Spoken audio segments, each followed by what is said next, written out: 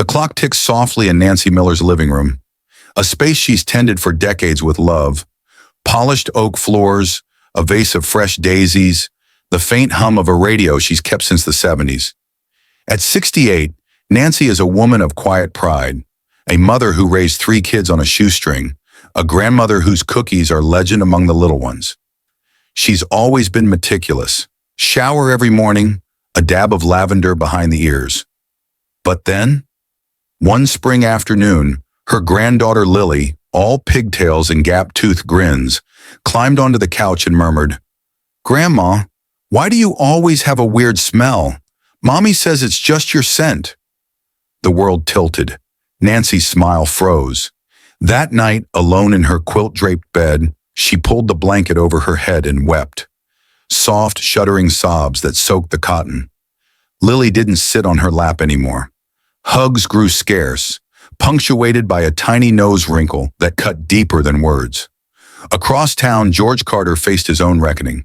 At 70, a widower with a penchant for crisp white shirts, he'd overheard a whisper that stopped him cold. His son had brought friends over, young men with loud laughs and quick strides. As George shuffled past with a tray of lemonade, one muttered, "Man, that old guy's smell is strong." The tray nearly slipped from his hands. George, who scrubbed his skin pink each dawn, retreated to his room for the rest of the visit, and every visit after. The shame clung like damp fog. These aren't just stories. They're echoes of a truth I've uncovered in 50 years as Dr. Henry Thompson, a 77-year-old geriatric specialist who's walked beside over 10,000 seniors just like you. There's a scent that creeps into our lives past 60. A whisper of age we don't hear, but others do. It's not dirt. It's not neglect. It's the quiet hum of our bodies changing, a hum that's pushing grandkids away, emptying seats beside us, and dimming the light in our eyes. But here's the promise I'm making you today. This video holds the keys to silence that whisper, not with tricks or costly creams, but with wisdom carved from science and lives transformed. You'll learn why this happens, how to stop it, and what blooms when you do. Hugs that linger, rooms that feel warm again, a you that stands tall. This is big, friends, life-alteringly big. So please, if this stirs you, hit that like button, share it with someone dear, and subscribe with the bell on. Let's light the way for others. Ready? Let's begin. Have you ever stepped onto a bus, the hum of chatter around you, and noticed the seat beside you stays empty? Or caught your daughter-in-law easing open a window, her smile tight as you settle into her living room? Maybe your grandkids hover at a distance, their once eager cuddles replaced by polite waves. You wonder, is it me? Do I carry something I can't sense? If that suspicion flickers in your chest, you're not alone, and you're probably right. After decades of peering into the lives of seniors, I found a startling truth. 99% of us over 60 carry a distinct odor we don't notice. It's not laziness or poor habits. It's a shift as natural as the gray in your hair. Yet it's one families rarely name, leaving us in the dark as loved ones drift away. I met Betty Davis, 65, in my clinic one rainy afternoon. Her eyes brimmed as she whispered, "Doctor, Henry, my grandkid won't sit on my lap anymore. What do I do?" The hurt in her voice was a thread I've traced through thousands of stories, a thread I'm here to unravel. This isn't about blame. It's about biology, a trio of changes that brew this scent beneath our radar. But before I lift the lid on the science, let me ask, could this be you? Could the empty seats, the cracked windows, the shy glances hold a clue you've missed? Stick with me, because understanding why is the first step to fixing it. And the fix is simpler than you'd dare hope. Aging is a symphony of shifts. Some we see, like crow's feet or a slower step. Others hum beneath the surface, subtle but potent. After 50 years studying this, I've pinned down 3 culprits behind that old person smell. Let's peel them open, one by one, with a sprinkle of stories to bring them alive. Picture your skin as a bustling city, its streets swept clean each day by a quart of sweat when you were young. That sweat was nature's broom, whisking away toxins, dead cells, and grime through your pores. Past 60, the broom slows. Sweat drops to less than half, leaving the streets cluttered. Bacteria move in, feasting on the buildup, their banquet releasing a whiff that lingers. Nancy Clark, 71, sat across from me one day, puzzled. I barely sweat anymore, doctor. Henry, why do I smell? I smiled. Less sweat means more stays behind. It's not less work for your body. It's more trouble. She nodded, the penny dropping.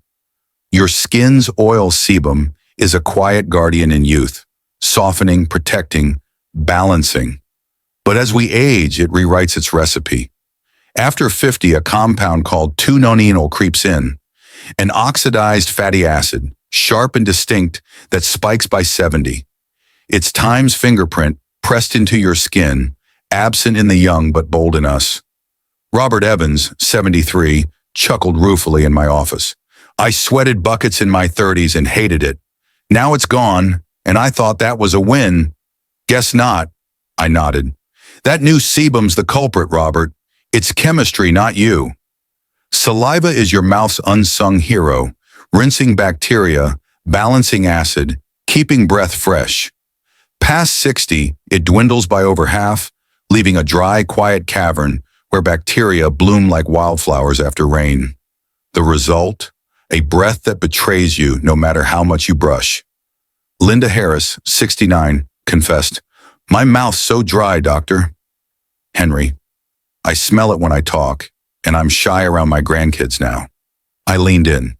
That's the saliva drop, Linda. It's not your fault. It's your body's new tune. These aren't failures, they're facts. But here's where we stumble. Too many of us grab the wrong tools. Frank Wilson, 88, came to me last week, his voice low. I splash on pricey cologne, but my son still flings the window open. It stings. I sighed. Frank, cologne's a mask. It layers over the mess, not mops it up. It's like perfume on a landfill. He laughed, bittersweet. Still with me? Comment step 1 below. I'd love to know you're here. We've all done it. Reach for a quick fix when the real answer lies deeper. For seniors, that often means a spritz of scent or a swipe of deodorant, hoping to drown the problem. But let me paint you a rogues gallery of mistakes I've seen and why they backfire. Frank's not alone.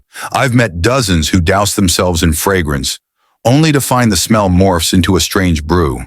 Old age tang meets floral chaos. It's a Band-Aid on a broken leg. Mary Johnson, 71, once told me, I crank the water hot to kill the smell. I winced. Hot water strips your skin's shield, letting bacteria thrive. She was shocked when I said, warm, not hot, Mary. Tom Harris, 62, showered daily but breezed past his scalp. Who scrubs their head? He laughed, until I pointed out the sweat and sebum trapped there, brewing odor like a forgotten stew. These missteps don't just fail, they amplify the hurt. Windows crack wider, grandkids step back, and confidence crumbles. But here's the good news. The real fix isn't a mystery. It's in your hands, and it starts with 5 simple shifts. You don't need a chemist's lab or a fat wallet, just a willingness to tweak the everyday. Here's the plan, forged from 50 years of trial and triumph, backed by thousands of smiles, like James Parker's, who went from a lonely room to a lap full of grandkids in 6 months. Let's unlock it. Imagine water as your body's river, carrying away the junk, toxins, waste, the seeds of smell. 6 glasses of warm water daily, 100 degrees Fahrenheit, not cold. Flush it out through urine. Margaret Adams, 72, grumbled at first. Morning water? Blah. A month later, she beamed. My skin's softer, and my grandkid says I smell nice. My trick? 1 glass on waking, before lunch, after, at 3 p.m., before dinner, before bed. Coffee, it dehydrates. Add an extra glass. No gym, no sweat, just a 20-minute stroll in mild sun before 10 a.m., after 4 p.m. UV rays zap skin bacteria. A gentle sweat nudges toxins out. Fred Taylor, 71, huffed. My legs hurt, Doc. I said, start with 10 minutes. Now he walks slow, grinning. Smells down, and I feel alive. Warm water, 100 to 104 degrees Fahrenheit, daily clears the slate. Hot water wrecks it.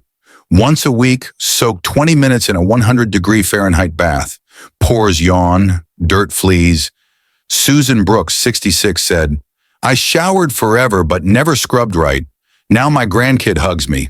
Focus on 3 spots: neck, armpits, groin, bacteria's hideouts. Scrub gently with a loofah. Scalp, chest, massage well. Tom Harris, head stinks less now. Feet, toes, wash, dry, cotton socks. John Miller, 68, no more grimaces. Antioxidants, apples, tomatoes, garlic. Slow oxidation, slashing smell. Watery produce, cucumber, watermelon, flushes gunk. Paul King, 79, 1 apple, 1 tomato, daily. My granddaughter says I'm odor-free. Scrape your tongue daily. Cut coffee and booze. They dry you out. Swap socks and underwear daily. Cotton rules. Wash sheets weekly. Air rooms twice. 10 minutes, morning and night. Robert Harris, 72. Daily swaps? Smells gone. Linda Parker, 75. Weekly sheets, fresh air. My room's alive. A week, you'll feel it. A month, they'll see it. Comment, step 2 if you're in. Stories are the heartbeat of this. Proof it works. Meet Mary Johnson, 71, who scoffed at simple fixes until her grandkid curled up beside her again. Paul King, 69, whose foot stench faded, earning him sock pats from his grandkids. Linda Parker, 75, whose stale room turns sweet with weekly washes. These are your neighbors, your mirror, your future, if you start now. At 77, I live this. Warm water wakes me, sun walks ground me, smart showers keep me fresh. My wife Ellen says, you smell like Henry again. But it's more: energy, clarity, joy. Aging isn't decline, it's a chance to shine smarter. Society misses this, pushing creams over truth. I say small shifts, big ripples. You're not just erasing odor, you're reclaiming life. Nancy wept, James beamed. The arc is clear, sweat fades, sebum shifts, saliva dries. But water, walks, scrubs, food, and care rewrite the story. Start today, a month from now, March 23rd, 2026, your grandkid snuggles close. No wince, just warmth. That's yours to claim. Like this? Hit like, share, subscribe.